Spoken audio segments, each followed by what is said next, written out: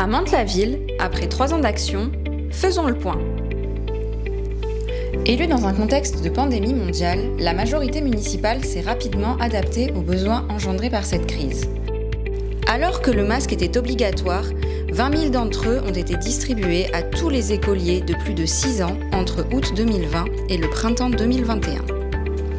300 personnes se sont rendues dans les centres de dépistage mis en place par la municipalité en décembre 2020.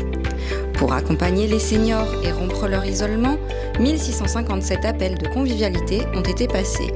La ville a aidé 1396 seniors dans leur démarche pour se faire vacciner.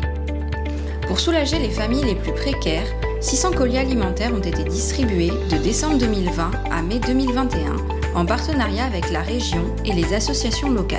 Un fonds d'urgence communal de 47 000 € a été débloqué pour soutenir les commerçants mantevillois affectés par les confinements successifs.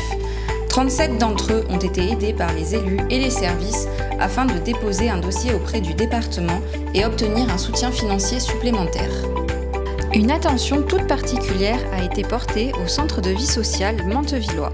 Un programme de rénovation a été engagé pour ces nouveaux lieux de vie, désormais ouverts du lundi au samedi, du 1er janvier au 31 décembre, sans interruption. 150 000 € ont ainsi été consacrés à la rénovation du CVS Arc-en-Ciel, en créant notamment un nouvel espace d'accueil.